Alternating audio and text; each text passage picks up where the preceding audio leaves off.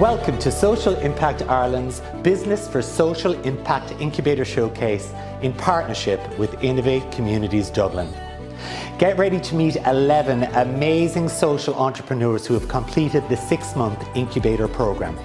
With a true show of social entrepreneurship spirit during a pandemic, these 11 social entrepreneurs have driven their projects forward, showing true grit and determination whilst holding true to their mission and their values.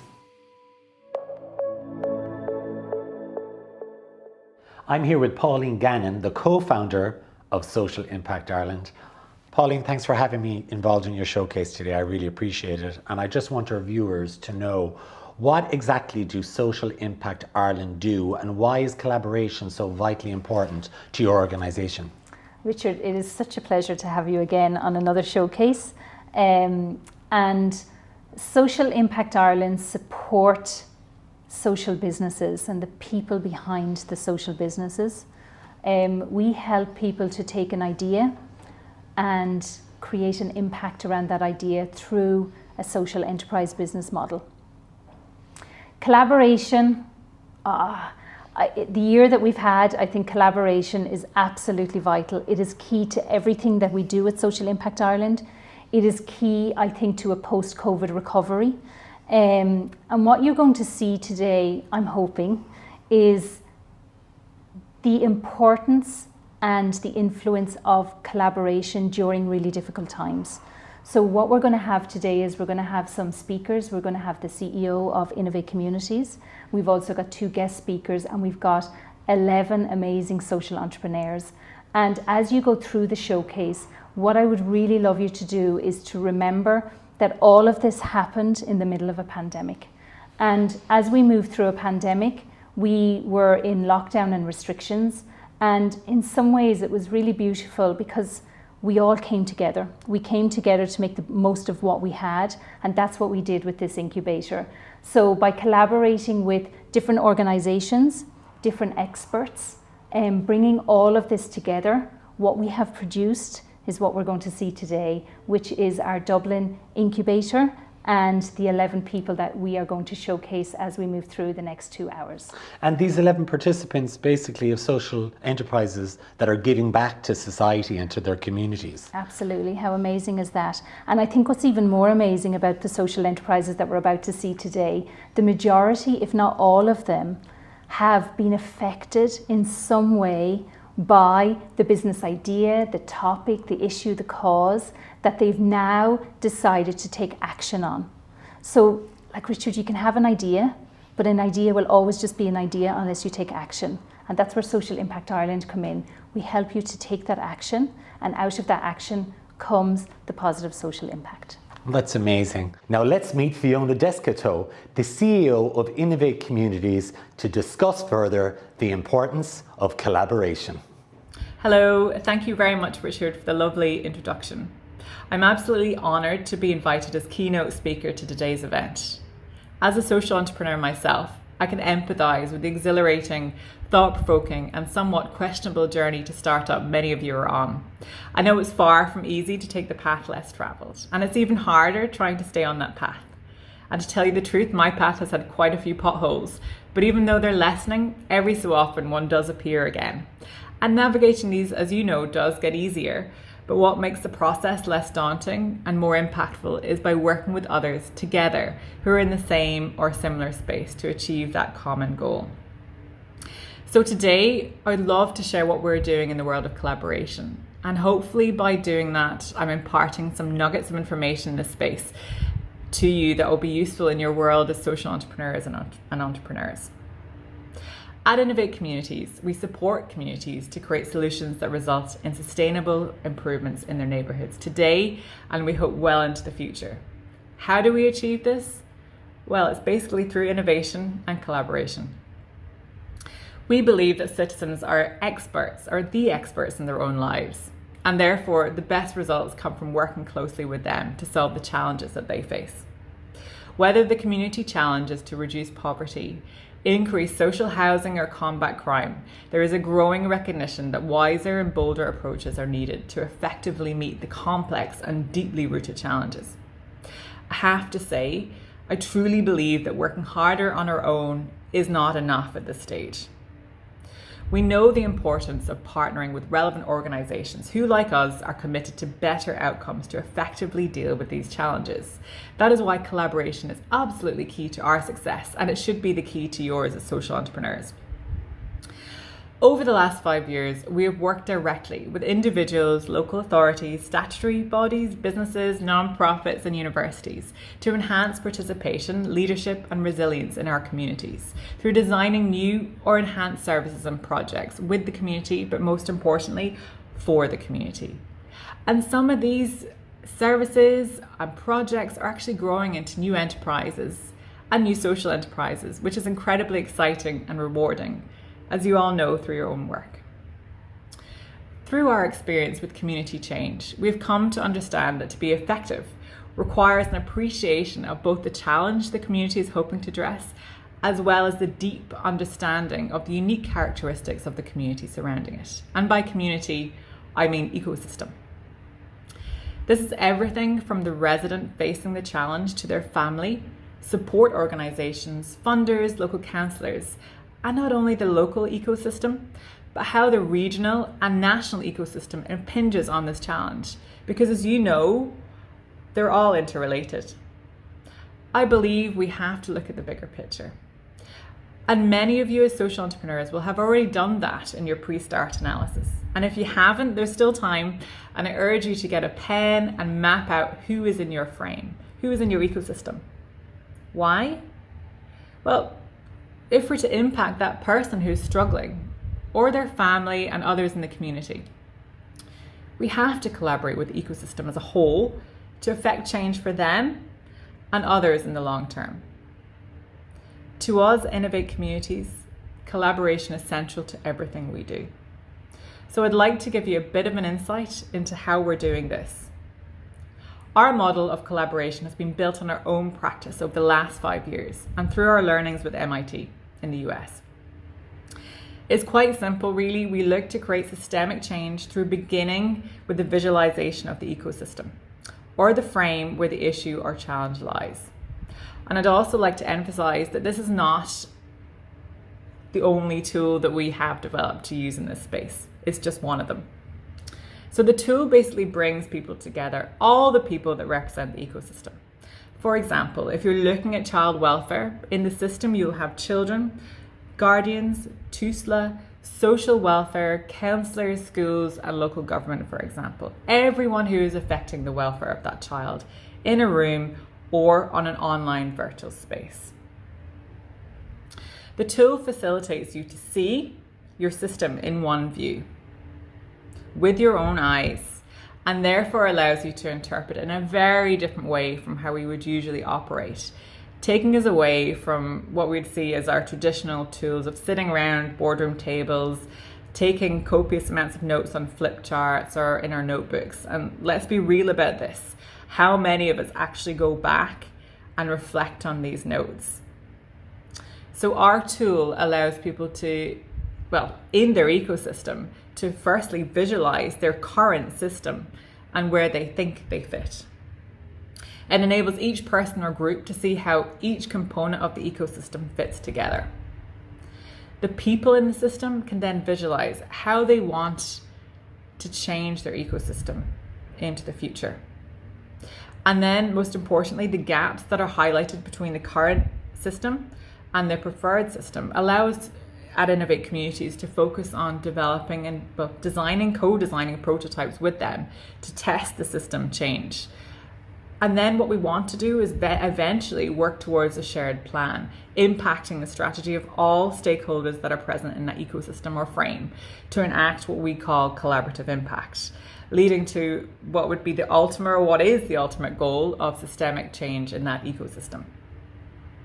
We're currently delivering this type of collaborative model in the Liberties community in Dublin 8. And we're doing this to work towards to identify what systems we need to be supporting and changing through our new physical space, which is our Social Innovation Hub, our second Social Innovation Hub. And I'd love to talk a lot more about this, but I don't have the time to do that today. So I'm just going to bring this to a conclusion, hopefully offer you some nuggets of information to take forward. So in conclusion, I believe that in order to move forward with our projects and communities, or with your project as a social entrepreneur or an entrepreneur, my advice to you is don't think of yourself as an island, even though we're on one. You're already part of an ecosystem, whether you know it or not. If you don't know your ecosystem, get to know it. Get to know those people, those organizations, those institutions, as your achievement lies beyond your capabilities alone. And that's really important to consider. I'll leave you with this question. Do you know who is in your ecosystem? And how you'll collaborate with them to achieve the change you want and believe in as a social entrepreneur. Thank you so much for your attention, and I'll pass you back on to Richard. Thanks so much, Fiona. That was amazing, extremely informative. Now let's meet the first of our participants. It's Neva Mohammed from Her Sport.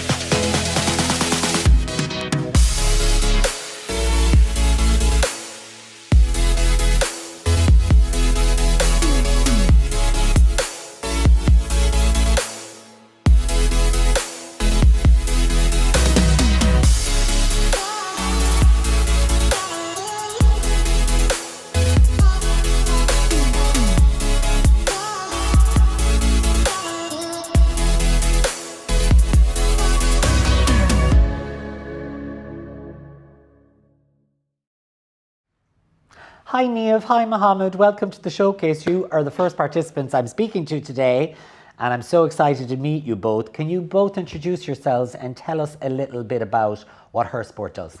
My name is Mohammed. My name's Neve. We are the founders of Her Sport. Her Sport is a digital platform centered around women in sport and promoting health, fitness and activity. Girl power, I love it. Why did you set up Her Sport? Why is it so important? We founded Her Sport because the same opportunity is not available for women in sport, and what we wanted to do was make sure that the challenges and barriers that young girls and high performance athletes face now is change for the future. So I guess the opportunity in sponsorship, recognition is totally different when you compare women and men in sports. So we want to just make that change, and while we know that we can't change everything just in a couple of years, that hopefully a few years down the line, and for in 10 or 20 years, that things for young athletes now will be different in the future. So that's really why we founded Her Sport and do what we do. And what about you, Mohammed? We set up Her Sport to create real tangible change. In Ireland, just 6% of media coverage is given to women in sport. That obviously has a critical rippling effect, where girls and women don't get the same support, opportunity and coverage, which again, if you look at the figures, just at 14, twice as many girls drop out of sport as boys. Women don't have the same opportunity to go professional because of this. I mean, they don't have the same reach, they don't have the same audience. So unfair. So we want to keep as many young girls as we can in sport, and we want to give our Irish sportswomen and globally the coverage that they do deserve, that their time and effort does deserve. A lot of time you hear people say that women's sport isn't good enough and no one cares about women's sport, but we've seen through our operations that there is a demand there, and people want to see more. They just don't have the ability to do so. There's no one there doing what we're doing and giving women that visibility day in, day out, which they do deserve. I mean, they're training just as hard, they're putting the same amount of effort in, so why shouldn't they get the same opportunity and same coverage? It's amazing. I'm loving this. Tell me, how have you seen the audience grow since you started it? We've built a sizable audience. So at the start of 2020, across all our social channels, we had less than 5,000 followers. And then at the moment, we have over 35,000 across our social media channels. Our website views are up substantially, and we have people checking in for news regularly, which is brilliant. So we've really created a great community. From the elite athlete perspective, we get so many messages of support and appreciation. So we've top level footballers, top level runners, swimmers, whoever it might be, that actually genuinely appreciate the work that we're doing. So to give an example, Schieffer Cleric Butner has messaged us on several occasions saying thanks a million, and if there's ever anything that you need help with, let me know. Sene Naupu has thanked us for the work that we're doing as well, Irish rugby players. So there's a number of athletes that are, at the top of their game and actually really do appreciate the work that we're putting in and understand that, without us, they may not get the same coverage.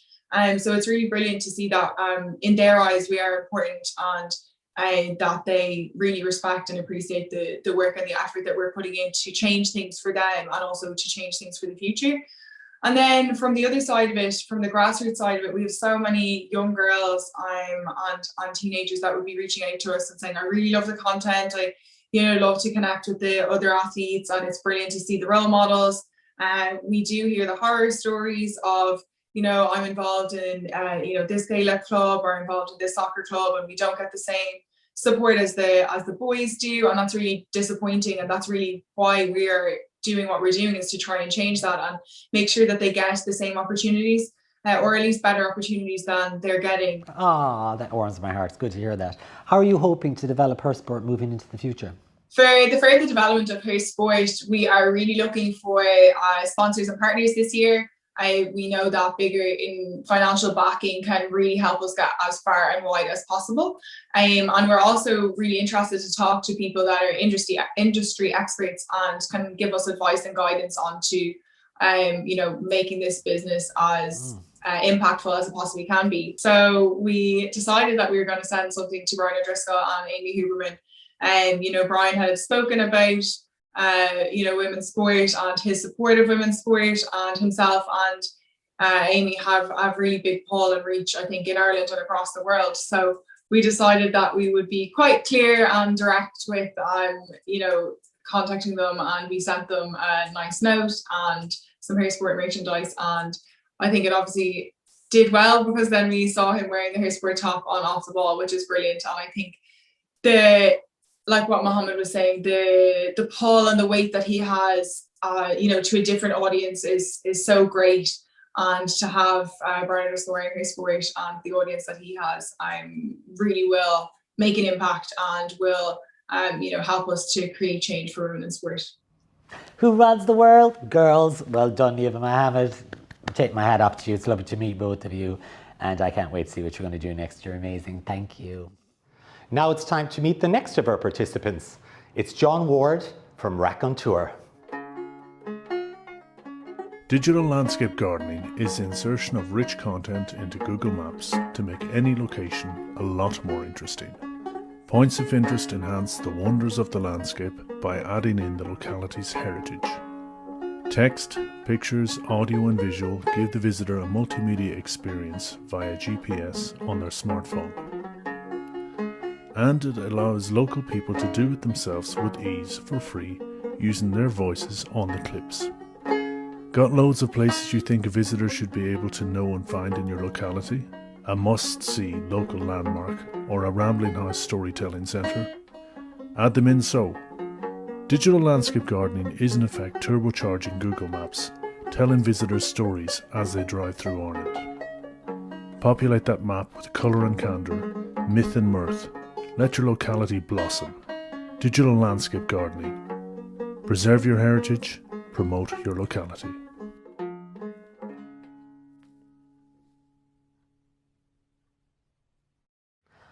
Hi John, how are you doing? It's so nice to meet you. First of all, can you introduce yourself to everyone and tell us all a little bit about your social enterprise, Raconteur?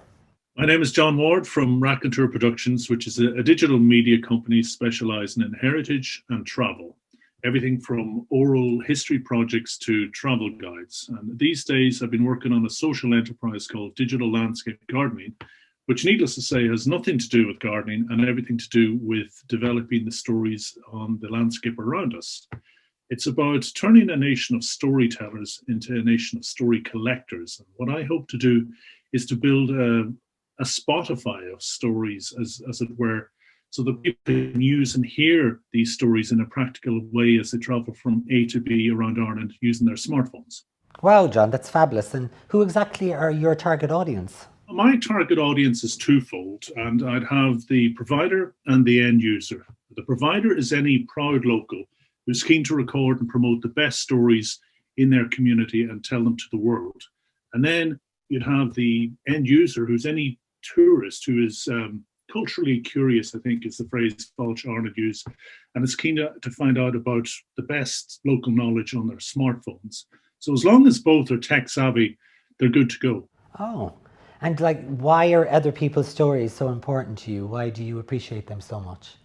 Well, to me, stories are an integral part of the Irish experience, much like green grass or soft rain, but they're a lot more enjoyable than either of those. And I'd have a passion for Irish heritage and believe that we should be harnessing modern technology to tell others about our stories, our histories, and our shared past.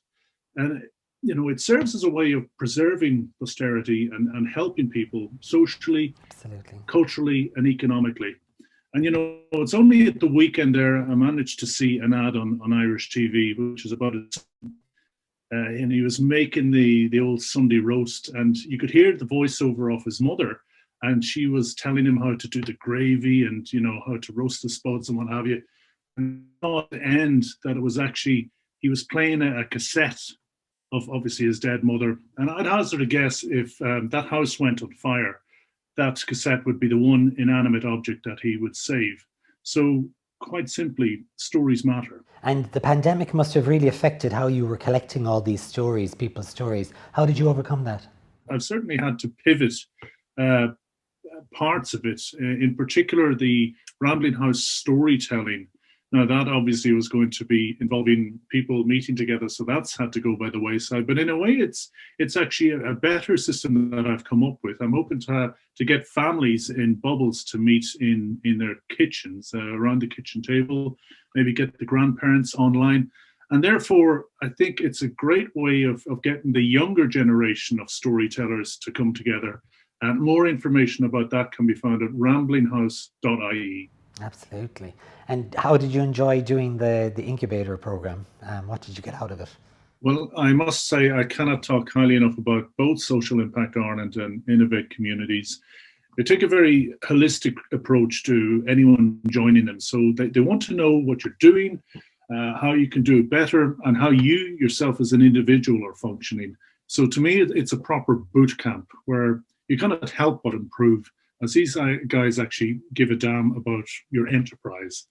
They want to see you succeed, and they take the time to get to know you properly, really. So I'm in a much better place for being on this course, and I have to thank those two organizations for making it happen. Oh, John, thanks so much. I'm really impressed with your project. I grew up in a pub, and I grew up around the art of storytelling, and I have to say, I love a good story. Thank you so much for joining us today.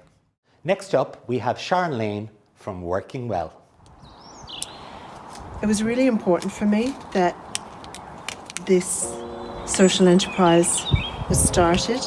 I'd spent so much time talking to people who said over and over again that they sat in their house or in their room all day and just stared at four walls. And looking after your mental health is so important. So for someone who already has a mental health difficulty, to have it compounded by no opportunity to take part in society, maybe they don't have a back garden like I do, maybe they don't have the opportunity to go out and grow seeds and be part of nature, and that's really sad.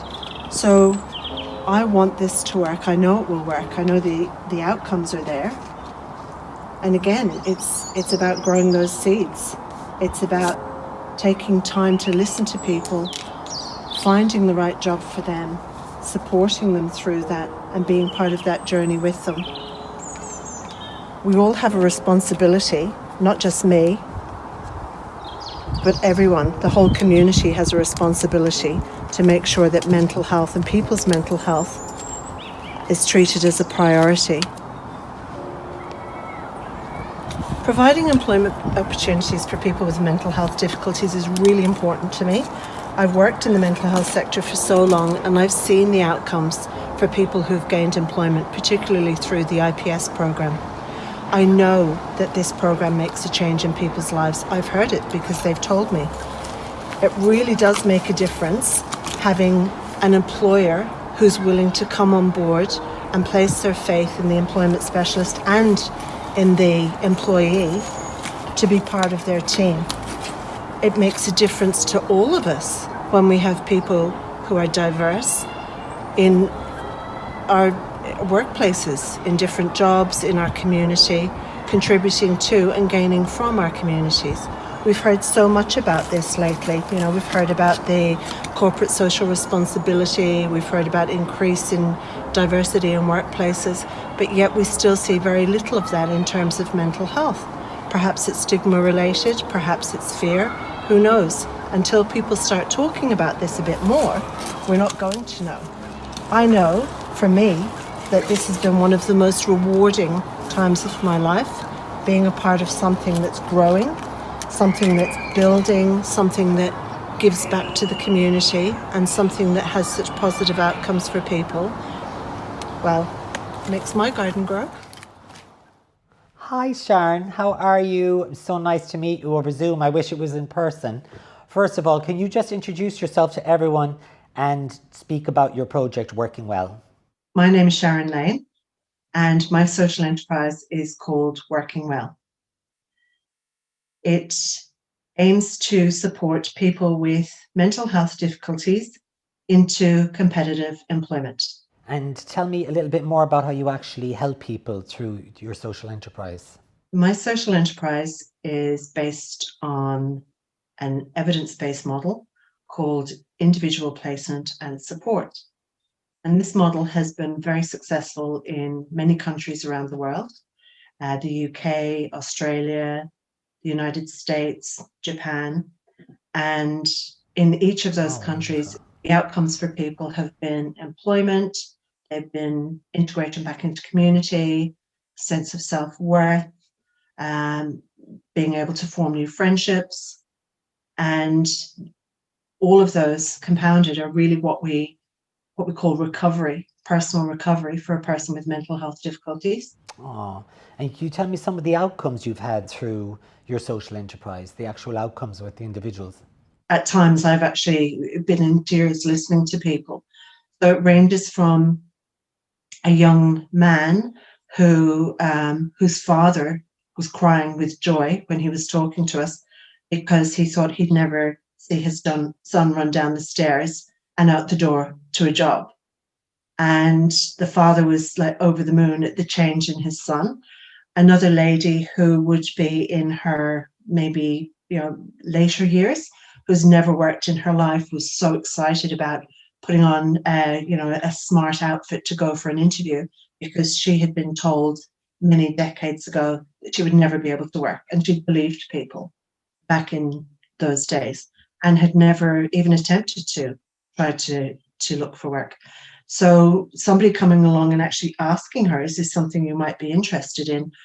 That in itself, asking that question, has had a profound effect on people. Oh, that's amazing. And how does your program actually work with the individual needs of each person? I've seen some really good programs and I've seen some really awful programs. And the best programs are the ones that are co-created and co-developed by people with mental health difficulties themselves. And of course, this is a true partnership. It's an evidence-based partnership. It's the individual and the employment specialist working really closely together to draw out what the person wants to do. It's saying to people, you choose when you want to work. You choose what you want to do, and we help you into that role. It's saying to employers, we'll support you while you take this employee on, and we'll provide that support for as long as both of you want that support. Wow, and how did you find working with Social Impact Ireland and Innovate Communities? How was that whole experience for you? I met with Pauline and Annabelle, and we had, I think it was almost a 2-hour conversation. And at that stage, I knew it was going to be something really special and something that really met my needs at that particular time. There wasn't a single session that wasn't useful. There wasn't a single speaker. Everything was relevant. So I think everyone involved in the incubator program has such specialist skills, and they work so well together in helping all of the participants that without it, you'd struggle. I mean, this really will bring your social enterprise on. Oh, that's wonderful. Listen, Sharon, your project is so inspirational. I love what you're doing, and I can't wait to see how it develops, and hopefully we'll meet each other someday in the flesh. Thanks for joining me today. I really appreciate it. Thank you so much. Next up, it's time to meet our first guest speaker. It's Sophie Reynolds, who is a circular economy technologist and the founding member of the European Social Innovation Policy Alliance. Good afternoon, and a big thank you to Innovate Communities and Social Impact Ireland for inviting me to speak to you today as you reach the end of the Business for Social Impact Incubator Programme. My name is Sophie Reynolds, and I'm a social innovation and circular economy researcher. So I was delighted to be invited to speak to you today, and here's why. At a time when most of us are feeling downtrodden and gloomy about the future, the 12 of you have shown that you possess the kind of resiliency, self-determination and civic imagination needed to reimagine the social, political, economic or environmental realities of today. Being able to envision what a better tomorrow might look like, and then having the right mix of courage and conviction to start working to effect that change is what makes you the very special, bright and budding social entrepreneurs you are. And if our society is to become happier, fairer, more inclusive and sustainable, and if we are indeed to build back better, then we need more people like you. Now, policymakers and decision makers all the way from Leinster House, Brussels and beyond recognise the very valuable service you are undertaking in your villages, towns and communities. Thanks to your own unique history, culture and life experiences, you have detected problems for which there is a deficiency or need, and you've made it your mission to solve it. Often the problems you have detected are not yet even on the policy radar. The recognition that the solutions social entrepreneurs like you are working on have potential to create a positive societal impact is why policies like the Social Enterprise Policy and large EU programmes like the European Social Fund Plus or Erasmus Plus all acknowledge the special role that social entrepreneurs play in society. So I applaud you all, and for the next couple of minutes I thought I'd share 3 key reflections on how, for me, collaboration is a cornerstone of social entrepreneurship, which I hope will leave you feeling inspired, and that through collaboration you can continue to unlock potentially unexplored avenues to create an impact through. The first and very, very crucial example of collaboration is collaboration with your target users. So something that sets some of the most inspiring social entrepreneurs apart is their ongoing commitment to engage and involve end users or target beneficiaries of their products and services in their design and decision-making processes. The old adage, first used by disability rights activists, "Nothing about us without us," really resonates here. As social entrepreneurs, many of you are seeking to serve the needs of marginalised or underserved individuals or groups, be they refugees, families living in direct provision, or people with disabilities. There is value in continually looking at how the development of your social enterprise can be user-led by, for instance, co-designing your products and services, by creating a culture that ensures users or target beneficiaries feel safe and supported to provide feedback on your solution, by looking at how you can empower your users by involving them in your decision-making processes, such as appointing a user to be on your governance board. In these ways, collaboration with your target beneficiaries will enhance your solution and ensure that the social enterprise is more democratic, inclusive, and impact-led. Now, a second type of collaboration is collaboration with your peers. I've no doubt your friends and family are all incredibly proud and supportive of the journey you're each embarking on. But for all the positives of being a social entrepreneur, setting up a social enterprise can nonetheless be a solitary, sometimes uncertain path. So it's worth highlighting another very important support network that you can draw upon, and that's the 11 other social entrepreneurs who've been embarking on this same journey with you. You may all be tackling different social issues, but what is common to you all is that you each have the resolve, the shared desire to imagine a preferred future, and the courage to make it happen. The camaraderie and collaboration of the past 6 months doesn't have to stop here today. And you can continue to be a soundboard for one another and champion one another's social enterprises well into the future. Finally, the last form of collaboration I want to highlight to you is cross-sectoral collaboration, or what's often referred to as the quadruple helix model of collaboration. By that I mean the transformative societal change and the emergence of more inclusive, impactful, sustainable solutions that happens when stakeholders from academia, industry, government, and civil society engage with one another and collaborate around shared goals. Now, my own career has definitely been punctuated by this goal of creating impact through cross-sectoral collaboration. While working with Nesta UK, I led EU projects like Social Innovation Community, where my work involved engaging with social entrepreneurs all across Europe to co-develop policy proposals with them, aimed at addressing the policy and regulatory barriers that was stopping them from creating impact at scale. I organised co-design workshops to bring policymakers, citizens and social entrepreneurs and others together to explore new ways to collaborate, to find new solutions to big societal challenges. In my current role as circular economy technologist with Irish Manufacturing Research, a government-backed research agency, I'm now focused on working to affect societal change by collaborating with a different group of actors in the quadruple helix, namely industry. As part of my work with IMR, I'm helping to deliver Circulera, the national platform for circular manufacturing, which is a partnership between IMR, the Department of the Environment, Climate and Communications, the EPA, and EIT Climate Kick, and our 25 founding industry members. Manufacturing accounts for approximately 25% of Ireland's GDP, and so Circulera's mission is to collaborate with industry to identify innovation opportunities to reduce greenhouse gases and waste, and accelerate the net zero carbon circular economy in Ireland. Now, the reason I leave you with this last example of collaboration, cross-sectoral collaboration, is a deliberate one. The 2030 Sustainable Development Goals were born out of recognition that sustained systemic change cannot be achieved through siloed single-sector goals and approaches. We need to reach out and create coalitions of change across different sectors. Sustainable Development Goal 17 actually relates to cross-sectoral partnership, and there are a great many examples of this sort of partnership to highlight. So Fiona's already spoken about Innovate Communities collaborations with the likes of MIT, local authorities and others. IKEA uses this platform to team up with social entrepreneurs who use business as a way to reduce poverty, empower women and tackle social and environmental challenges.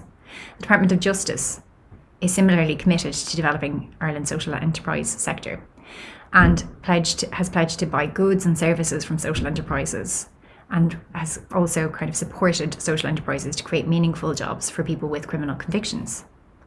So as you now reach the concluding chapter of the Business for Social Impact Incubator Programme, I'd like to once again congratulate you all and to extend my gratitude to the great work being done by Innovate Communities and Social Impact Ireland on your collective incredible achievement. And as you look ahead at your next bold steps, I'd like to ask you to reflect on and continue to challenge yourself on how you can harness the power of collaboration for good with your users, with one another, and by looking to create cross-sectoral coalitions for change here in Ireland. Thank you very much. Thanks so much, Sophie. That was super informative, and I cannot wait to see what you're going to do next. Now let's meet the next of our participants. It's Fiona O'Neill of Jobs for Family Carers. Jobs for Family Carers is about bringing family carers with skills and talents who are looking for part-time work around their caring commitments and bringing them to employers who are looking for part-time workforce. So Jobs for Family Carers is about educating employers, but at the same time supporting family carers on that journey back to employment. Employers are recognising it's the right thing to do.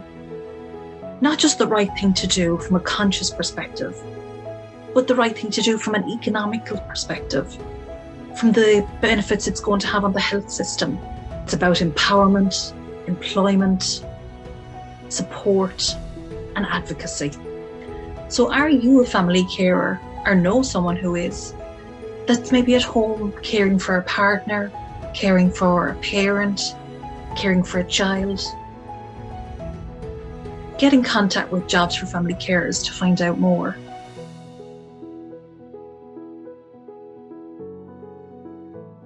Hi Fiona, how are you? It's so nice to meet you.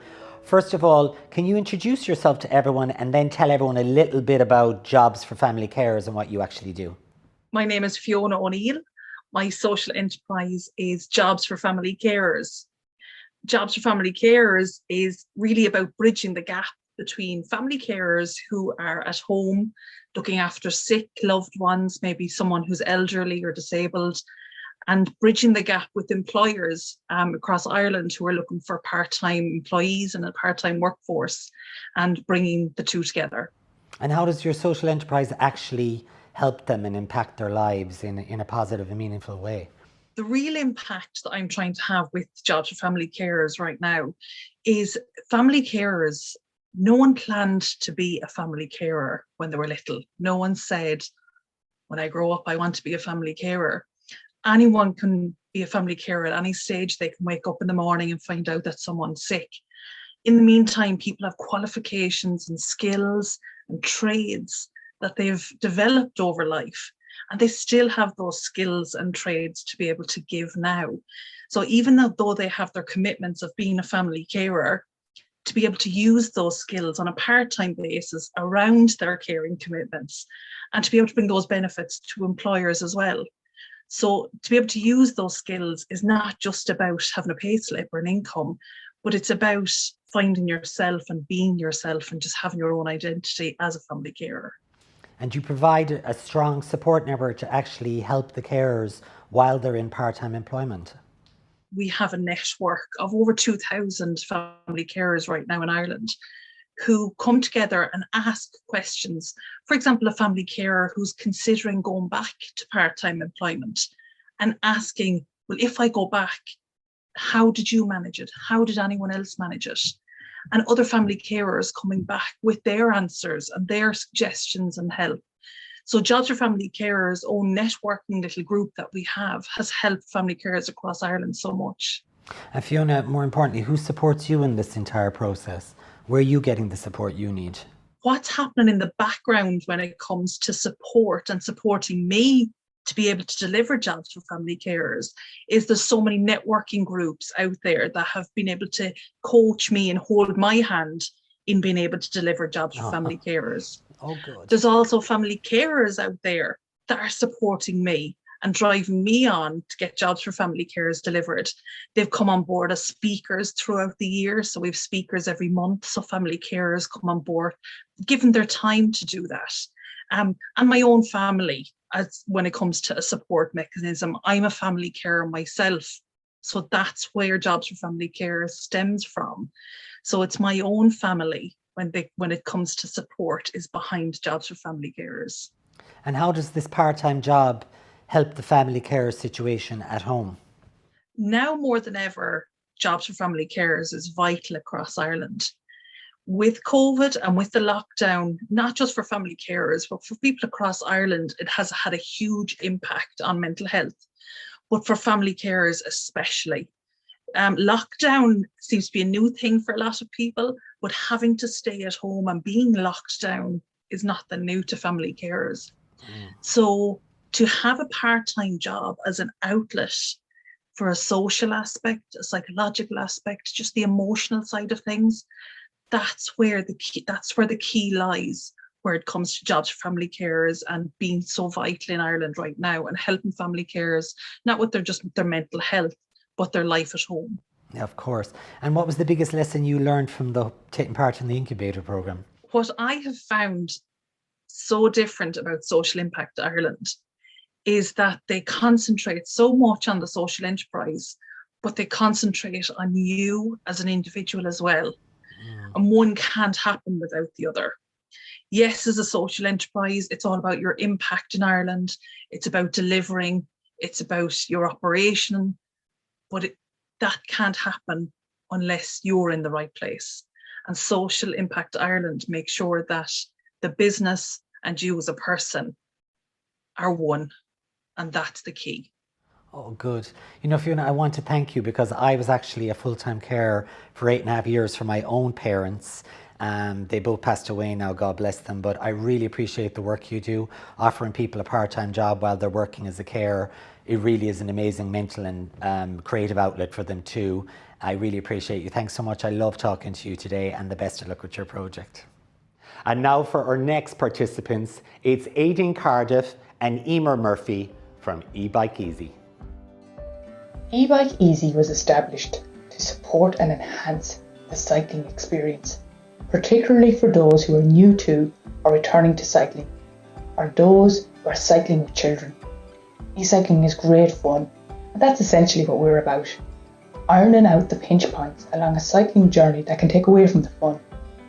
So regardless of your reasons for cycling, or the type of bike or powered personal transporter you use, or your style, we're here to support you. We wanted something that would be easily integrated and work in a small rural community, and that would embrace all kinds of cyclists. We connect people that travel by bike, powered personal transporter, to the community and local business who have additional space to store bikes and cycling gear via an app. Or in other words, a digital service station for cyclists. Our goal is to make the cycling experience more convenient and enjoyable, and to promote and encourage others to adopt this fantastic form of transport.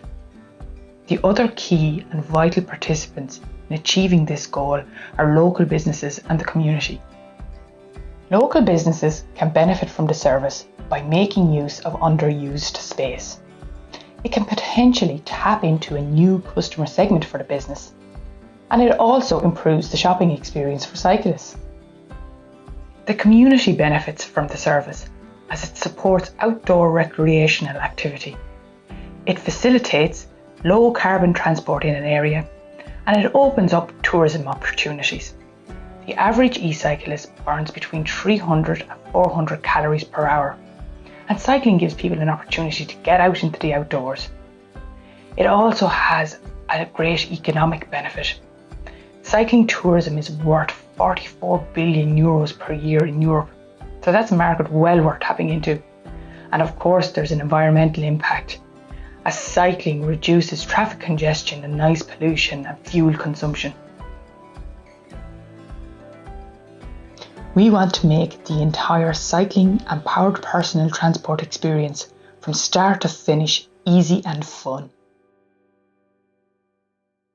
Hi girls, hi Aideen, hi Emer, how are you girls doing?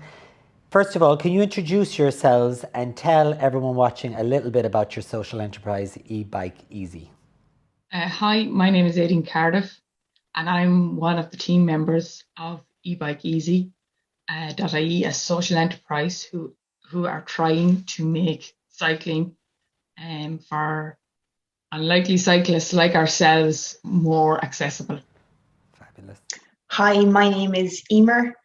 I'm also part of the ebikeeasy.ie team, and we're working to make cycling more accessible. So girls, what's the ultimate goal of eBike Easy? What are you trying to achieve? What we're trying to do is connect e-cyclists and powered personal transport users. So that's anybody with an e-scooter, a cargo bike, a mountain bike. It doesn't really matter, to the community and local businesses. So what kind of health benefits will eBike Easy offer to people that want to lead a healthier lifestyle? I think this social enterprise could really make it more accessible for everyone, the likes of me who wouldn't be a particularly confident cyclist, that I would actually get out on the bike. And then, I mean, there's hundreds of studies on the benefits of exercise and being out in the fresh air, what that would do for, people's individual well-being. And even from our community and our towns and cities, if we can get more people out on bikes, then we're reducing congestion.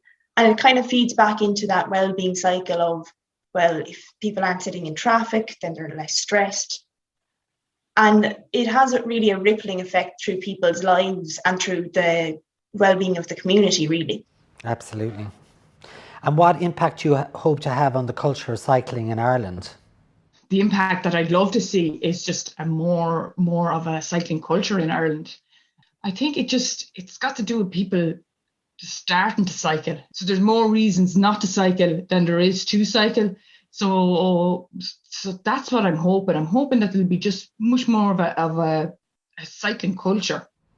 And how do you hope to develop it? What are the next steps you girls are going to take to develop this further? I'd love to see it being rolled out nationally. And I think kind of once that happens, we'll be able to get, say, feedback from our first set of users, and we can see how we can develop maybe the app a little bit more and what extra things we can do with ebikeeasy.ie to really make an impact in the community.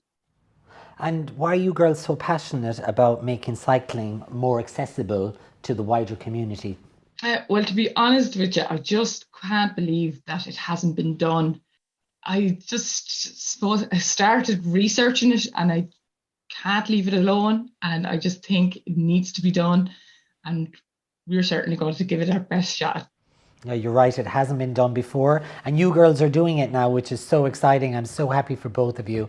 Thank you for joining us today. And I'm rooting for both of you. I can't wait to see what you do next. See you soon. Thank you. Next up, it's time to meet Ronan Murphy from A Home for Toys. The life of a teddy bear isn't always simple. 1 minute, you're on top of the world, part of an army of happiness, with a purpose, with a life. But then, one day, it all comes falling down. You're no longer needed, cast aside. This is a reality for so many teddy bears in today's world. And that's where we come in. A Home for Toys gives those teddy bears a second chance. They recover teddy bears from all over Ireland and give them the new homes they need to bring love and joy to children nationwide. With the proceeds going to local primary schools and children's charities, A Home for Toys is asking for you to avail of our collection or drop-off service with whatever teddy bears you can, so that they can once again feel special in a child's heart. Welcome to ahomefortoys.org. Building a better future for our children.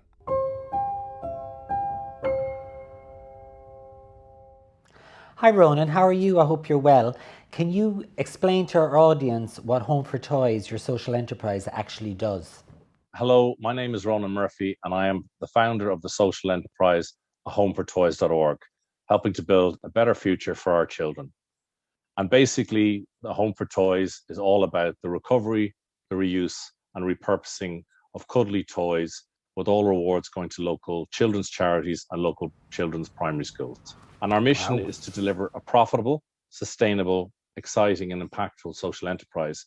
So we're building that better future for our children. So supporting those primary schools and local children's charities that without this critical funding would be lost. So how do you actually help the children, and how important is fundraising for schools?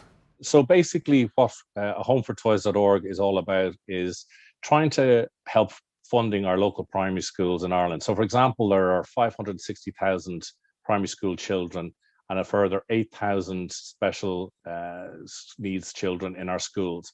And every year they struggle for funding. So for a quick example, my daughter last year in her primary school, they had 2 bake sales that raised over €8,000.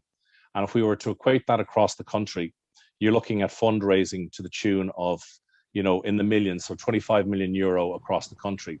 And that's all done by parents, parents' councils and communities. So the idea is to try and bring the toys that are no longer loved, avoid them going into landfill, and to support our local primary schools. And then there's the children's charities. So if we take Children in Hospital Ireland as an example, there are over 250,000 children that go into hospital every year. And 100,000 of those stay on average 3 nights. But what most people don't realize is the hidden costs. So for every night that a child spends in hospital, there's an extra €150 cost And again, equating that on an annual basis, that's fundraising to the tune of €45 million. So what a homefortoys.org is trying to do is remove toys from landfill, but provide those rewards for the local primary schools and local children's charities. Wow, that's amazing. How did you actually come up with the concept, can I ask? Where did you get the concept for Homes for Toys? It boils down to, I have 3 children under 10, and I was, I suppose, volunteered by my wife onto my son's parents' council in his primary school. And I got to see firsthand the fundraising challenges around the schools. So for example, this year, my son's school are trying to raise €25,000 for whiteboards and tech. And you would have thought in a modern first world country that these kind of things would come from our government.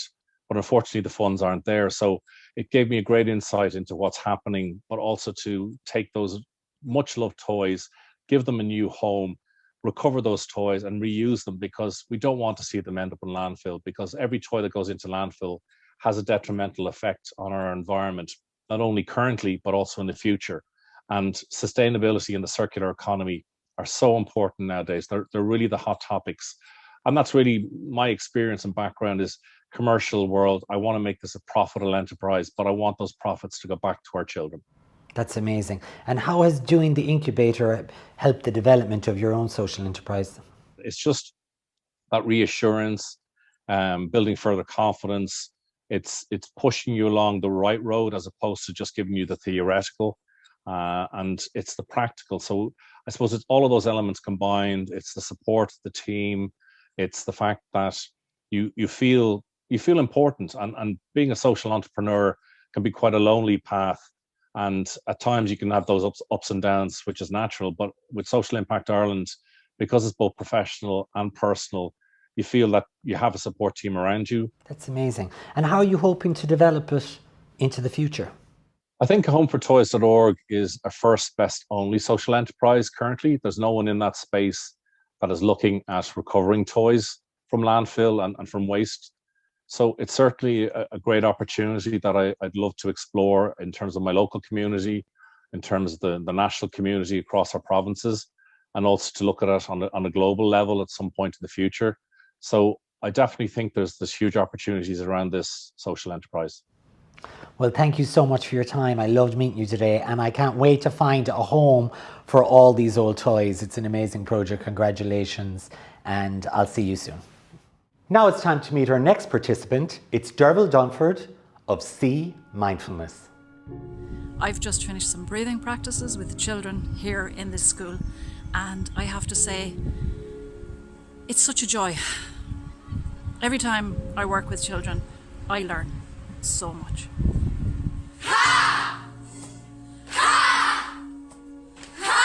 So when you're feeling like angry or like you're just a bit frustrated or stressed, or if you just take a deep breath, you calm yourself down and then just get back into how you were before whatever happened. Well, when I did the breathing practices, it makes me feel calm and like sleepy.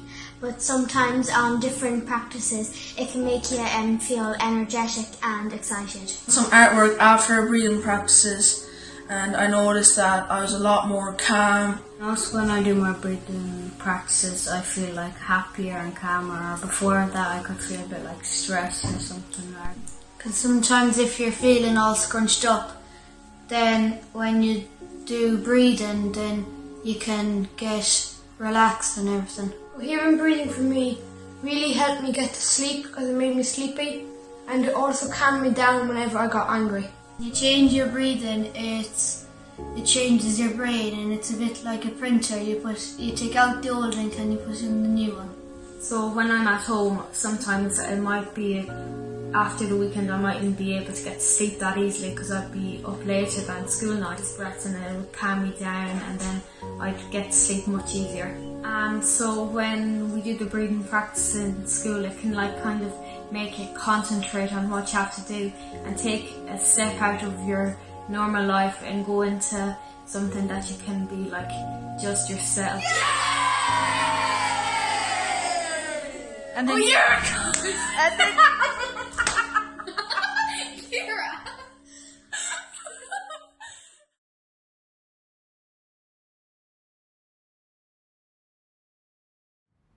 Hi Derbil, how are you? So nice to meet you today. Thank you so much for joining us. First off, will you explain to me what your social enterprise is based around? My name is Derbil Dunford, and my social enterprise is based around breathwork for schools. So that's for the school community, that's for teachers and children. And it's all about creating the perfect climate really for teaching and for learning. So the optimum internal and external climate. So it's based around mindfulness and well-being. How is it different from your typical mindfulness well-being? My social enterprise is all about breathwork in schools. I've been teaching mindfulness since 2006 and have great success and great enjoyment in that work. And I feel like that mindfulness is a really important foundation. It is the awareness that's essential, but breathwork is the action. So when you have awareness and then action, it creates transformation. So this is not mindfulness. This is not well-being. It has aspects of both, but this is different. This is the bottom line. This is hacking into our nervous system. This is starting from the body and working up. Absolutely. This is literally changing our physiology, changing the messages that are going to the brain. And as a result, completely changing our experience of life. It's the simplest way, it's the most effective way, the most efficient way. And the breath-based practices that I do are the most researched practices. So it's also research and evidence-based. And how do fear and anxiety affect a child at school, and what impact do you hope to have in helping them? Initially, the impact is really hugely powerful in terms of reducing anxiety. And not only does it reduce anxiety, but it creates the optimum internal and external environment for learning and also for teaching. So if you are, even as an adult, if you're in a state of fear and anxiety or worry, whatever that might be, you can't take in any information because you already have too much information swirling around here. Whatever it is that you're worried about or anxious about is on a continuous loop in your head. So that interferes with everything else. Nothing else can come in.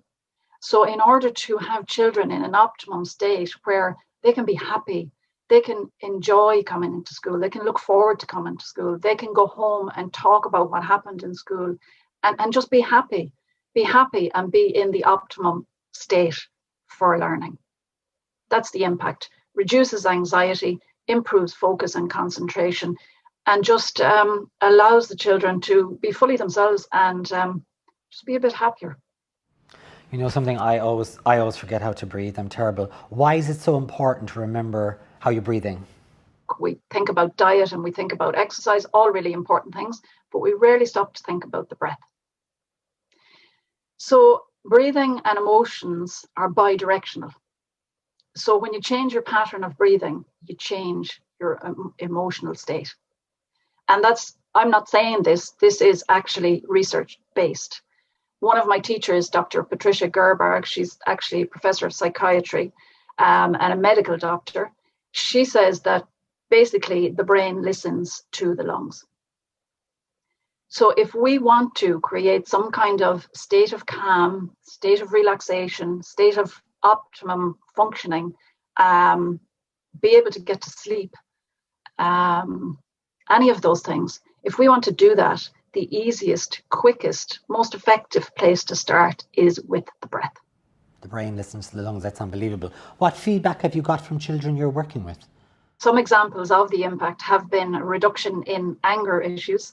So some children have said that they haven't lost their temper since they started their practices. And that has had a knock-on impact, obviously, at home, as you might imagine.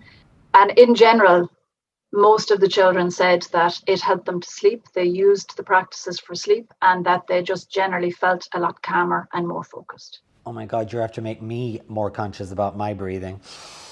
Thank you, Derbil. Thank you for the gift of your knowledge and your wisdom. I really appreciate you, and I can't wait to see what you do next with your social enterprise. Thanks for joining us today. See you soon.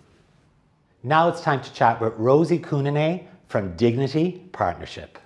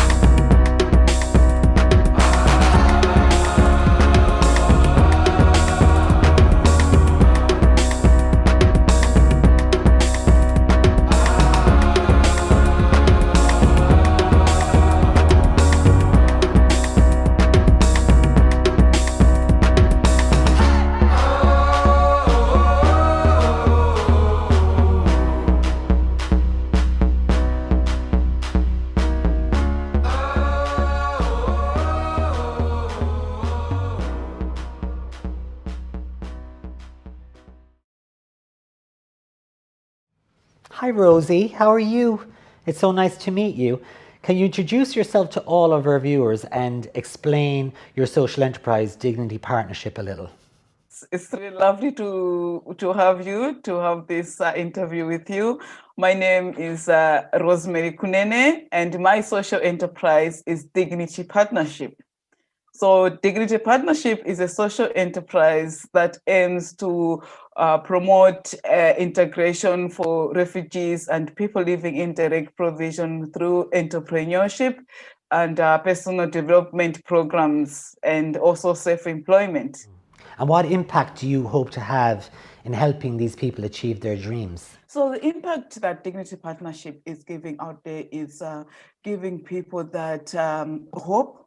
We're giving people hope that they can still work on their dreams. They can be individuals, and everyone has dreams. Absolutely. And when people leave their countries, their dreams are shattered, and they don't know if they can follow their dreams or not. And with Dignity Partnership, we support people to say, okay, this is what happened to you, but whatever situation happened to you should not identify you. You should still go back to who you are and dream and follow your dreams. Absolutely. And you yourself lived in direct provision. How did this affect your vision of how you were going to formulate this social enterprise? So my time in direct provision, it actually changed me to stop thinking about money, but start thinking about adding value to people's lives. So I became more like a leader in the center that I was in, and I was supporting people, and I set up a group, and we were doing events. And through that, I could see that there was a lot of talents, a lot of skills that were just wasted in direct provision. And or sometimes when people have transit from direct provision into the community, they still don't know where to start. They don't know what to do. Oh my God, it's unbelievable. And it's so important to keep hope alive for people living in direct provision, isn't it, Rosie? When I was in direct provision, there were times that I actually felt like, a lot of times I felt like, what's the purpose of life? Why am I living? And there would be times that I would think like, you know what, why can't my life just end at the moment? And because I didn't really have much to do. But still, because of there's a bit of resilience inside me, I was told myself, this is not the right thing I should be doing. I changed and I started engaging myself in volunteering opportunities. And from there, I started going to college. And going to college gave me hope, gave me something to do, gave me something to wake up to look up into. So like, I'll give an example. There was a resident living in a direct provision center in one of the centers in the country.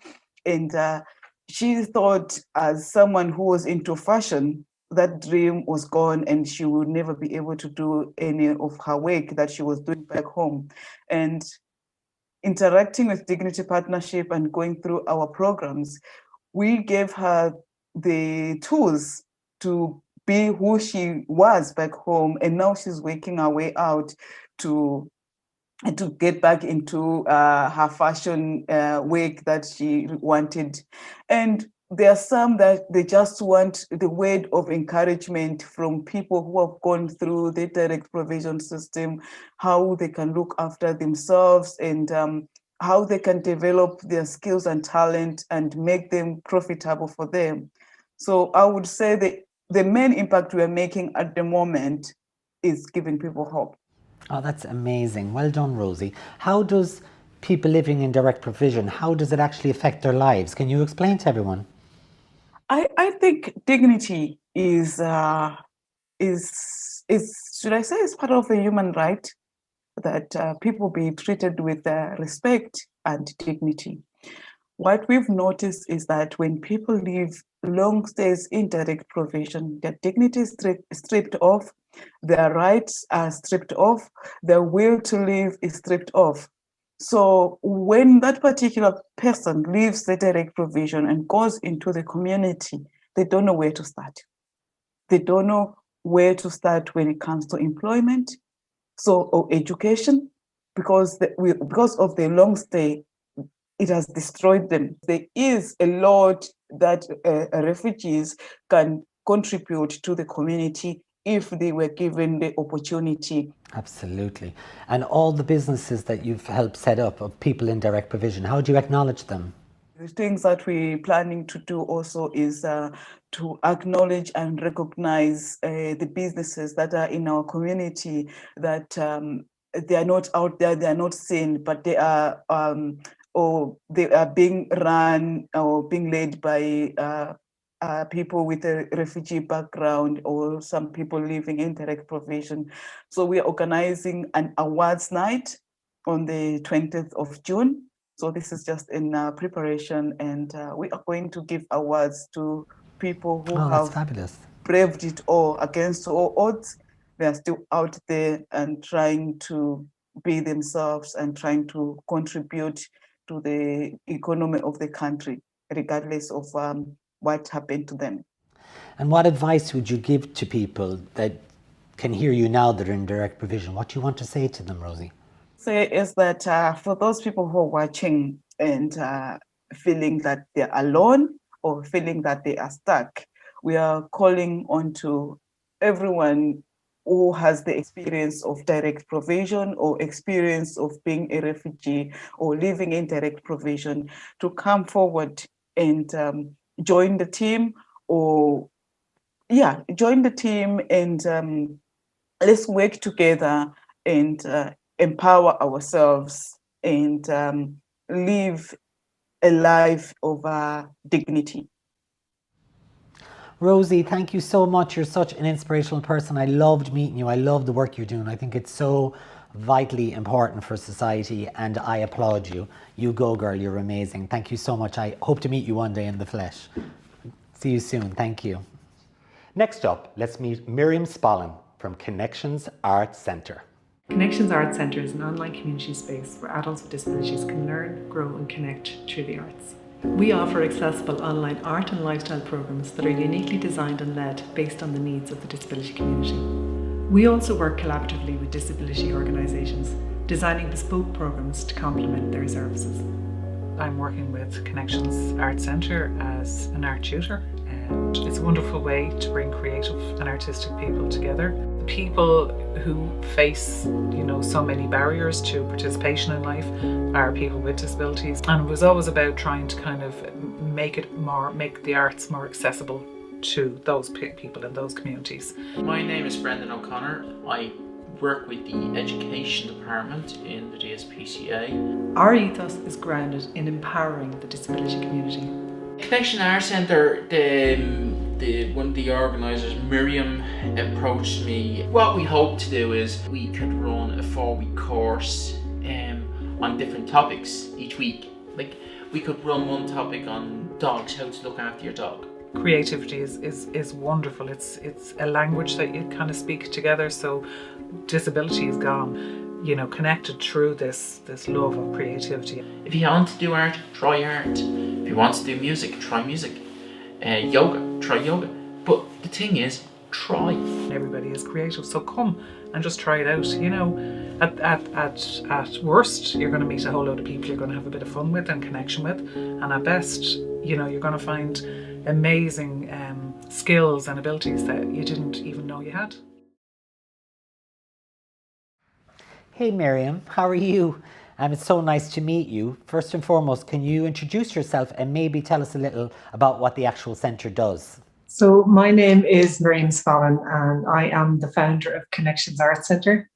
So Connections Arts Centre provide easily accessible online art and lifestyle programmes where adults with disabilities can learn, grow and connect through the arts. Uniquely, all our programmes are designed and led based on the needs of the disability community. We provide a safe, inclusive space where these people can interact, connect, get to know each other. We also work with disability organisations where we design bespoke programmes for individual disability organisations. Amazing. So we have a fantastic pool of creatives, which I have to say an amazing group of creatives really, who work in this sector and really have the grow for the sector. So they really are behind Connections and what we do. One of the big things about Connections is that we give the disability community a choice. And so they can choose the program they want to participate in at a time that suits them. And can you tell me, how did you actually develop the centre? How did it all come around? I suppose for me, this started with my mum. She was in her 70s when she developed Alzheimer's, and she became wheelchair dependent. She spent the last few years of her life in a nursing home, and I found that particularly hard. I found those few years very difficult. But there was an amazing lady in the nursing home called Daphne, and she ran the arts room. So I used to arrange my trips to the nursing home on the days I knew that Daphne was going to be there, because when I walked into that art room with my mum, it was like somebody could see us. We were a part of a group. We were connected. We weren't overly participating in the programs, but we were there and we were accepted for who we were and what we were. And it just made everything so much easier. It really did, you know. And then roll on a few years later, and I actually have become an arts facilitator in a disability organisation. Oh, that's amazing, because my own dad had dementia, so I totally understand you. Can you tell me, how have you seen the impact it's had on people's lives? There's two people in particular I can think of. There's one person that she was an amazingly talented artist, and we had an end of year exhibition where we had 100 pieces of artwork framed, and we invited family and friends. So the artwork was both from staff and clients. And this girl's parents came to the exhibition, and I think it's a day I don't think I'll ever forget, because it had such impact on me as it did on the other people involved, because Alison's parents, they didn't realise the levels of her talent, is the only way I suppose I should put it. They didn't realise how much enjoyment she got out of participating in the arts. And her dad was in such shock when he was looking at her artwork on the wall. He couldn't believe that Alison had created these amazing pieces of art. Aww. And I'll always remember Alison just standing that little bit taller, and her confidence, and you could see her belief in herself and her creativity grow, and it was just amazing to watch. The impact of that day on Alison and all the people involved in the exhibition, it was really far-reaching and ongoing. It was just, I suppose that was really just an eye-opener for me, how much can be achieved from participating in the arts. And how is the overall objective of your social enterprise? What is the overall objective? Part of what we're trying to do is empower members of the disability community to develop their own skills and share their experiences with others. We're a not-for-profit social enterprise, and that we believe in business for good, and that we have a viable business and a valuable product. So what we're trying to do is engage disability organisations to support us so that we can support the wider disability community.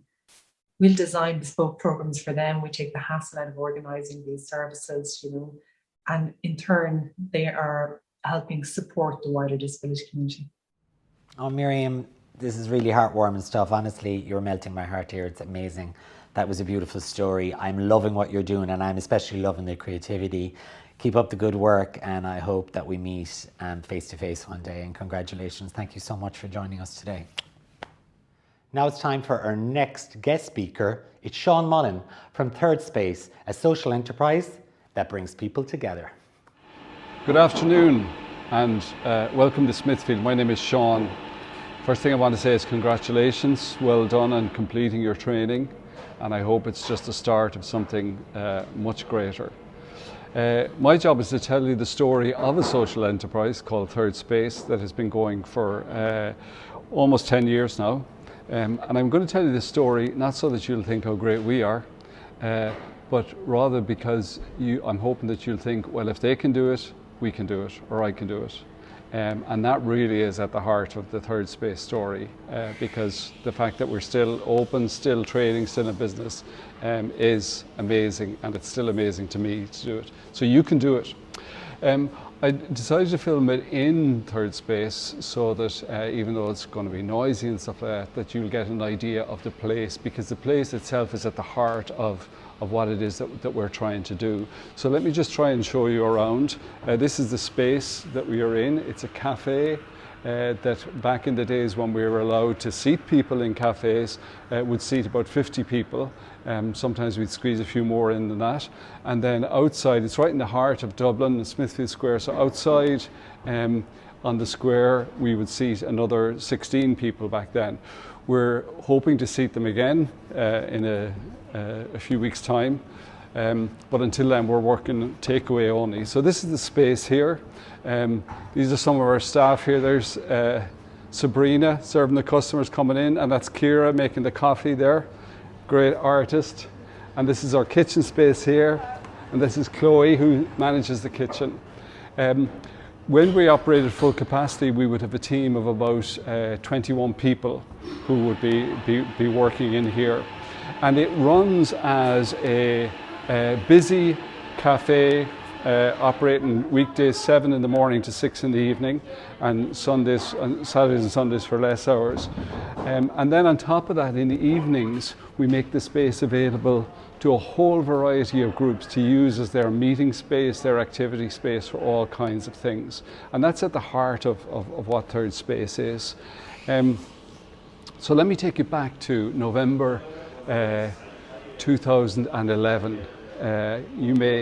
Some of you may not be old enough to remember, but that was the time when Ireland basically went bust. The International Monetary Fund came in, and Ireland was seen as a bit of an economic disaster zone. So what better time to leave a permanent, well-paid job and try to start up a social business, a business with a social purpose.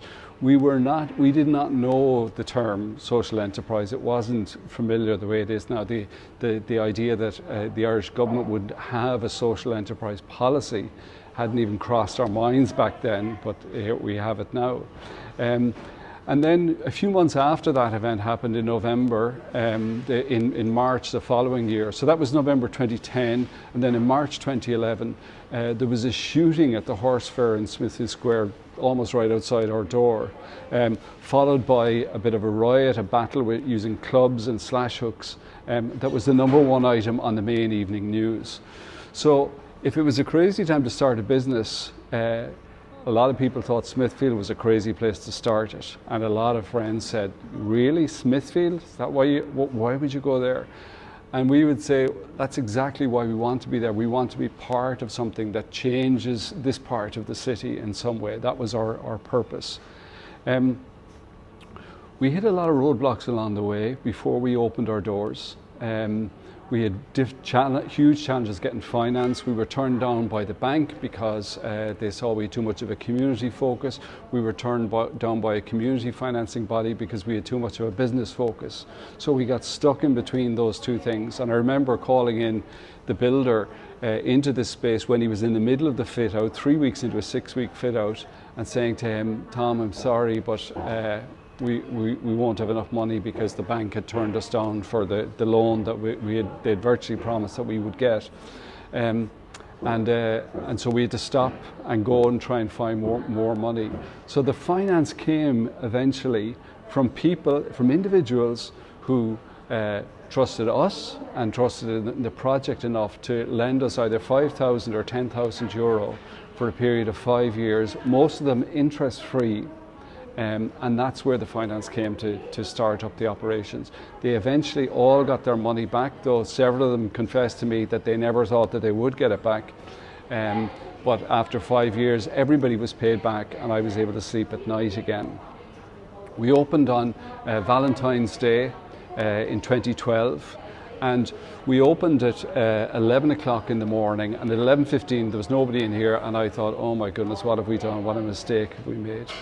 By lunchtime, the place was absolutely packed, and everyone who came in said to us, oh, Smithfield really needed this. Smithfield really needed this. And so it proved to be the case, because it's been busy ever since. That's always been the case. And now there's lots and lots of other food businesses in the area, lots of other gathering places. But back then, this was the place that people gravitated to all the time. And it became a place where people loved to gather for all kinds of things. One of our core values is this: make magic every day. And so we want to create an environment in here where people feel welcome, where they feel at home, no matter who they are, no matter where they come from or anything like that. They feel that in some sense that they belong here and here belongs to them. So that's part of our values. One of the things that we did not anticipate at the time, but has happened, was that we developed a staff development and training program that took young people who were having difficulty finding work for various different reasons, and basically worked with them, training and developing them. And they are now, some of those young people now run this place. They're the manager, they run the back of house, the finances, they run the front of house cafe, and another girl runs our HR for us. And all of them came through schemes where they were just coming in here originally on work experience and nothing more than that. Another aspect to our work is the groups that come in here and do their particular project, their work in here, the community groups, a huge variety of different groups. Over 30 groups have used the space in different ways. Once a month, again, when we're allowed to post-COVID, we run a meal here where we put all the tables together, everybody sits together. We don't charge people for the meal, but there's a box on the counter. You pay whatever you think the meal was worth at the end of the evening, and the money goes to one of the community projects each month that has been using this space. So that's our story. That's where we are. COVID has changed a lot of things for us, but as you can hear in the background, we're back open. There's still something of the magic happening in here, even though people can only come to the door and get their takeaway and nothing more than that. We're really looking forward to next month when we can seat people out in the square, and we're going to really populate the square to make it a lived-in space, particularly over this summer, along with the other businesses in the area. And we look forward to the future, to seeing what it brings. Who knows? We couldn't have imagined back then that we will be, in the next month or two, signing a 20-year extension on our lease, but that's what's going to happen now. That's all been agreed. And so the future is there, and we're looking forward to it. And as I said at the beginning, my main purpose in telling you all this story is so that you will realize that if they can do it, we can do it too. So the very best of luck.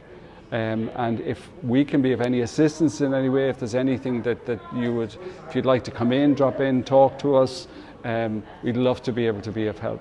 And congratulations again, well done, and all the very best for the future. Thanks, Sean. I really appreciate you and your social enterprise, because as a connector, I understand the value of bringing people together. Let's meet the next of our participants. It's Barry Dillon from Venture Out. The Follen Project is a personal development program designed to support young people overcome the challenges that they might be facing at that particular time. We provide them with an opportunity to reflect on their lives, and we support them to develop strategies that might help them overcome whatever difficulties they're experiencing.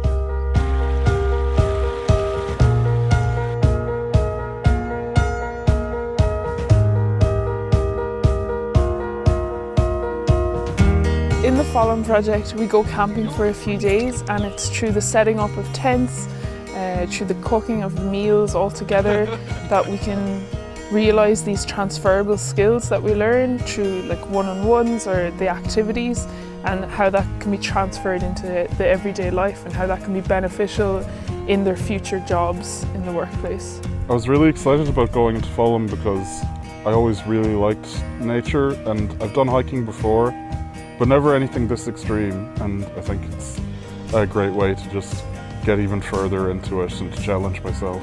My main concerns was like the weather. Could I, getting wet, could I bear through it?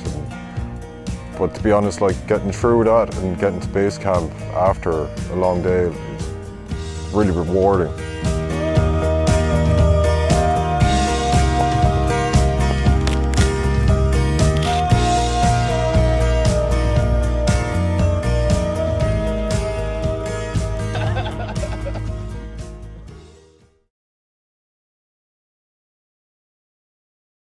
Hi Barry, how are you? I'm so pleased to meet you.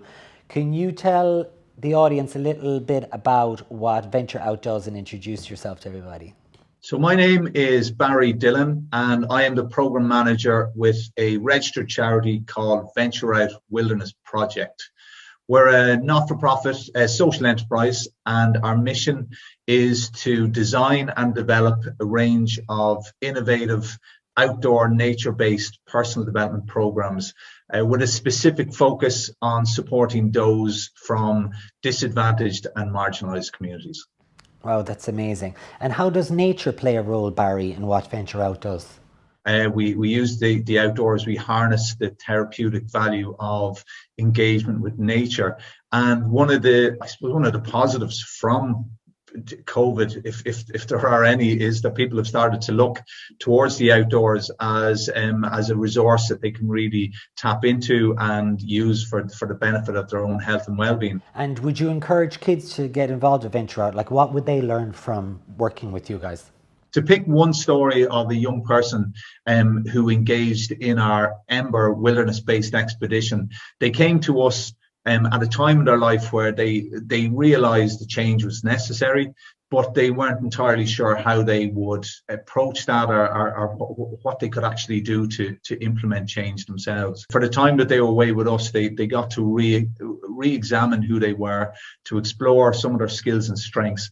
And by the time they come through the other end, they had a completely different perception of their own self-worth, who they were, the world around them, and some of the things that they could achieve. They put their mind to it. Oh, I can feel your passion. You were so passionate about this. Why are you so passionate about this project? The work that we do with Venture Out, bringing young people and young adults into the outdoors and supporting them through our intensive personal development programs, like we can see real change. So to be part of that process and to actually witness it and to know that you're playing a role in how that young person develops and the positive changes that they take once they leave our program or as they're being supported through the process. I just think it's really fulfilling and like it's a great process to be part of, and the outcome and the impact that we've had on the participants, it's one that we're really proud of. Brilliant. And what are your plans for Venture Out moving forward? Where do you want to take it? So one of the main reasons we set up Venture Out was to provide impactful outdoor experiences, which had great emphasis placed on the youth development and the personal development side of outdoor activities. So issues around accessibility to the outdoors, affordability, and most importantly sustainability were three of the elements that remained at the core, or we wanted to remain at the core of everything that we did with Venture Out when we first established. And what that looks like in practice is for us to work with a youth project in an urban space like Dublin or Galway, and instead of busing those young people to an adventure centre miles away to participate in activities which cost money, require lots of equipment, and are in areas and locations that the young people themselves just can't see themselves doing on a regular basis. We felt that it was really important that if we wanted to promote this type of approach and to really promote the outdoors to the young people who are engaging, that a lot of these projects needed to be delivered within their communities. So we look towards the green and blue spaces that surround youth projects in Dublin City or Galway City, and we deliver the programs that we deliver in those spaces with those young people to make sure that they're completely accessible once we're gone. The youth projects can sustain this type of approach with regular and similar type of outdoor activities, and then most importantly that they're affordable, that we match the funding with the young people who need these type of interventions the most. So those three areas were really important for us, and hopefully this is something that we can continue to deliver over in the years to come. I've no doubt that you're going to continue to deliver all of that and more, Barry. I loved hearing about your project. You're bringing us all back to nature. We need more nature in our lives. It is so nice to meet you, and congratulations, and thanks so much for taking part of the showcase today. See you soon. Now, last but not least, it's time to meet our next participant. It's Sinead Ryan from Little Fitness. One of the days last year I was doing a Zoom session and my daughter dropped an envelope beside me, and the envelope said on it, this letter is in here is for Sinead, do not bend. And it was actually last year in June. I was on a Zoom and inside the letter says, to Mammy, congratulations on your achievement. We are so proud of you. You are amazing and so powerful when you are doing something you love. And you care a lot about the whole family. You're such a good, or should I say, great mammy to have. This is the 3 things that shine about you. You are funny, you make me and Zoe laugh, and you are caring. Mammy, I hope you like this letter. I made you, love from your baby Poppy.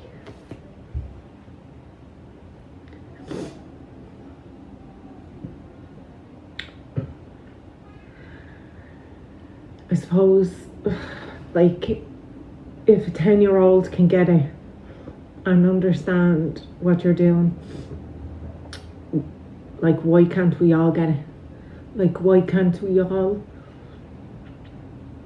be able to help each other? Why can't we all be able to support each other? This is important for these children and all our children as we come out of these restrictions. It's going to be so important that we all help with these families and children that have experienced homelessness. You know, the opportunity to be your true self. They haven't had that ability. They haven't had the ability to be their best, be at their best. There's been so many obstacles put in their way, and it's just so important that Little Fitness, other services out there, adults, anybody, any adults that's out there in Ireland should be thinking, what can you do and what have you done? And that's important. That's an important question. What have you done to help? What have you done to change things?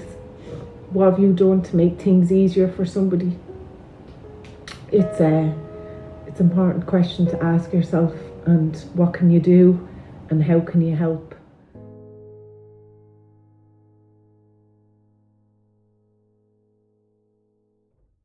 Hi Sinead, I'm finally getting to meet you. I've heard so much about you. Can you introduce yourself to everyone and tell everyone about your amazing social enterprise, Little Fitness?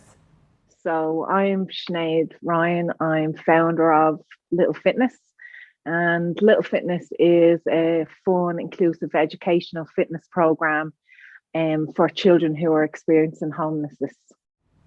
And how does Little Fitness help a child who's experiencing homelessness, Sinead? So these children who are experiencing homelessness, or in particular, could be Danny, age 9. She's feeling isolated. She's feeling lonely. She's feeling like, what has she done?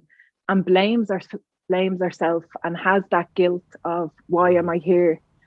And it's a struggle for her. And having Little Fitness coming into our setting is allowing her to break free from that guilt, opening her up to that one adult that's bringing a positive experience through physical education, through the medium of dance, movement, and allowing the child to move and be free and be happy, and giving that hope of, okay, things aren't going to be that bad, that she can get through it and that the family can get through it. You know, for Danny, being part of the program gives her mom the opportunity to talk to a friend, maybe have that shower that she needed to have on her own and not having her children around her, and just that opportunity to be herself. And how does homelessness actually affect a child's life? Can you explain to everybody? They've no space to dance. They've no space just to run around as a child. They are in this confined room, sharing a room with their mom and maybe a sibling. And just that freedom as a child, like every child is entitled to have and be a part of the community and be a part of a group. And going through, I suppose, going through COVID and the pandemic is even more so enforced for me that this has to be done. This needs to be done. You know, children are going to suffer as we come out of this. All children. There's implications for all children, but particularly children, one, that have experienced homelessness, and two, on top of that, are experiencing COVID. Further isolation, further disconnect, further feeling of loneliness. And they're tense times for families, tense times for mom living with our daughter that's feeling lonely. That's driving me, because, you know, having my own children and realizing everything that I can give to them, I want to be able to offer that opportunity to all these children and make sure no one's left behind. Oh my God, I can't even imagine. And how have you seen children react that are taking part in your program?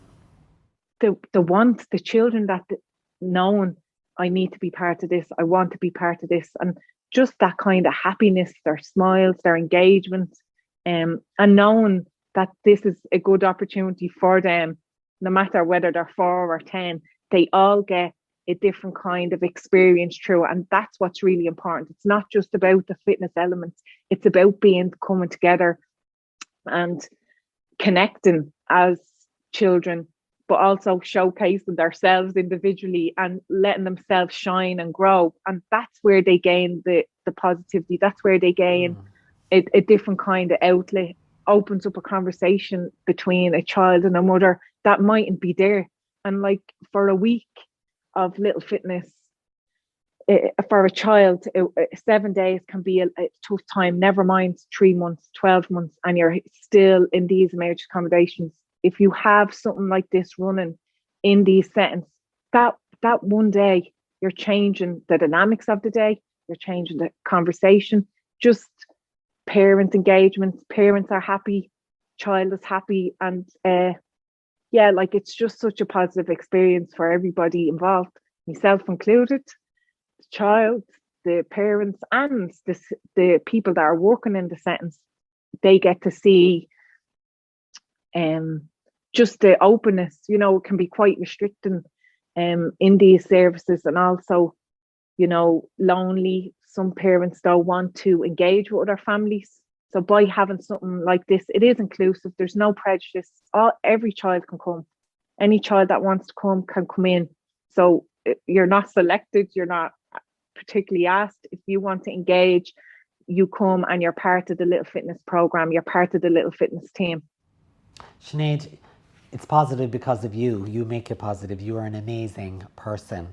I'm so honoured and privileged to have heard what you had to say today, and I am so rooting for you. You're fabulous. Thank you, Sinead, so much for taking part in the social enterprise today. I really appreciate you, and I really do hope to meet you in the flesh one day. Thank you. Wow, Pauline, we've met some amazingly inspirational people today. What would you like to say to all the participants? The first thing I'd like to say is thank you to the speakers. Thank you so much for joining us today. And to the participants, what I really want to say is that this is the start of your journey, and to please remember that Social Impact Ireland, Innovate Communities, and all the other supports that are in the social enterprise sector, that we're here for you now. You know, we've a lovely relationship that we've formed over the last 6 months, and we're not going anywhere. We're going to be here, we're going to support you and do absolutely everything we can to move you through this startup phase, and we really look forward to you getting to the growth scaling phase at some stage down the road in the future. Well, thanks, Pauline. And now we are going to meet Annabelle Conway, who is the Social Innovation Manager of Innovate Communities. Thank you, Richard, for that lovely introduction. The Dublin Incubator Programme for Social Enterprises was an innovative initiative embarked on by both Innovate Communities and Social Impact Ireland to support social enterprises in Dublin and in the surrounding regions. This initiative came from a belief that was shared by both organisations that by encouraging and assisting those seeking to make real difference for their communities, and by giving them the opportunity to engage with each other, the impact achievable by all parties can be amplified. This 5-month programme was designed specifically to create and develop sustainable businesses that make positive social impact. And with all the challenges the world is currently facing, it's more important now than ever before to support and strengthen the social enterprise sector and help nourish these ideas. This event today is an opportunity to celebrate the 12 amazing social entrepreneurs who participated in the programme, and I want to congratulate each and every one of them. I have come to know you all and your social enterprises very well, and it's been a real privilege to accompany you on this journey. The programme provided a safe space for these 12 social entrepreneurs to stop and dissect the enterprise from idea to formation and all the different aspects in between, and to then create a solid foundation from which to launch and grow. Each person was guided to make the decisions and choices that were right for them and their enterprise, preparing them for development and growth in a realistic but productive way going forward. This support continues past the programme, thereby building long-term relationships, and I'll come back to that point later. Now, starting any business is challenging and demands a tremendous amount of self-belief and resilience.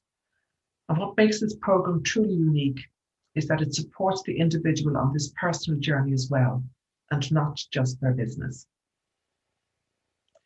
It was a real pleasure to see how each participant strengthened their offering as they progressed through the programme. The courage and creativity they showed in getting around obstacles and moving forward, and the consistent belief in the positive good that their enterprise could achieve was truly inspirational to witness, and I really do mean that. There has never been a better time to establish a social enterprise. There are now a large number of supports in place for social enterprises in Ireland, and during the programme, the participants became aware of these supports. This collaboration between Innovate Communities and Social Impact Ireland is a perfect example of that. So although this is the end of the programme, it's the start of a new journey for these 12 social enterprises, where they will not only develop their businesses further at whatever pace they feel is appropriate, but where they can also avail of the ever-increasing number of supports that are now open to them. And I would encourage them all to reach out and do just that. Fiona mentioned earlier that none of us are an island, although we live on one. You, our graduates, are already part of an ecosystem, and I would encourage you all to keep building and expanding it. You have formed close and valuable friendships with each other on this programme. Keep those connections and support each other. Network and build more. Avail of the great supports that are now there for you. And don't forget that part of that support structure is us, Innovate Communities. We have the expertise in developing emerging businesses, and we have the structures in place to support you and other social enterprises as you move forward. In fact, some of you are already members of our Social Innovation Hub in Ballymun, and we look forward to welcoming others to our second hub in Dublin 8 when it opens. We're here to support the development of social enterprises, and we're here to stay. In closing, I would like to say what a pleasure it has been to partner with Social Impact Ireland on this programme. Our engagement has been both proactive and authentic, and for both parties offers real potential to develop further to the advancement of the community we both seek to serve. And so we look forward to deepening and developing this relationship and supporting social enterprises long into the future. And finally, once again, congratulations to all the participants and very well done. I wish you all the very best of luck and look forward to staying connected and watching your social enterprises grow and thrive. Thank you all. I now hand you back to Richard. Oh, thank you so much, Annabelle. You were so sweet and I really appreciate you. And now this is our moment to congratulate our amazing 11 graduating participants.